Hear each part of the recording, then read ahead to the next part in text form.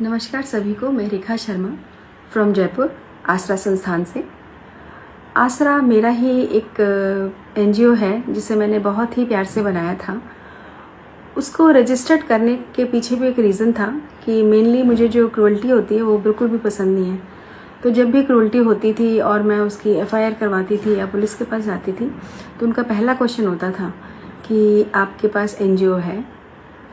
तो definitely NGO तो होता नहीं था, तो वो शायद काम भी अच्छे से नहीं करते थे, रिस्पांस अच्छा नहीं होता था। और अगर हम दूसरे एनजीओ से हेल्प लेते थे कि आप हमें अपना रजिस्टर्ड नंबर दे दीजिए, तो नहीं इंटरेस्ट होता था उनका देने में। तो लास्ट में मैंने डिसाइड किया कि मैं खुद ही एक एनजीओ रजिस्टर्ड करती हूँ। तो आसरा को जो रजिस्टर्ड किया उसका जो पीछे का स्टोरी है वो ये थी। हाल फिलहाल आसरा संस्थान के पास अपना कोई शेल्टर नहीं है और इन फ्यूचर मैं शेल्टर में इंटरेस्टेड भी नहीं हूँ, क्योंकि मुझे लगता है कि अगर मैंने शेल्टर खोला तो शायद मैं उतना वर्क नहीं कर सकती जितना भी कर रही हूँ, क्योंकि शेल्टर की अपनी एक जिम्मेदारी होती है और बहुत बड़ी जिम्मेदारी होती है। फंड्स भी चाहिए होते हैं, जितना जो मैं शायद नहीं आएगा अगर फंड, तो उसको रन करना बहुत डिफ़िकल्ट होता है। सो आई हैव डिसाइडेड कि शेल्टर हाल फिलहाल मैं नहीं खोलूँगी। हाँ, थ्रू माय एनजीओ हम लोग जो मेन वर्क करते हैं वो हमारा बर्थ कंट्रोल है और 8000 प्लस हम लोग अभी तक स्टरलाइजेशन करवा चुके हैं। इसके अलावा हमारा डेली का जो फीडिंग काउंटिंग है वो भी 70 प्लस ही है, जिसको हम फीड कराते हैं।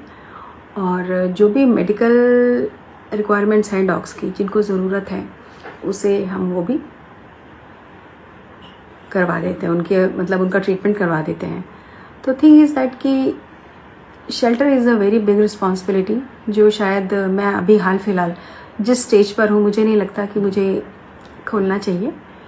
ज़्यादा ही प्रॉब्लम्स होती हैं तो डॉग्स को मैं अपने घर पर रखती हूँ और उनका ट्रीटमेंट कराती हूँ। हाल फिलहाल अभी भी मेरे पास 3 डॉग्स हैं घर पर, जिनको अपने अपने कुछ प्रॉब्लम्स हैं, तो वो ट्रीटमेंट पे हैं।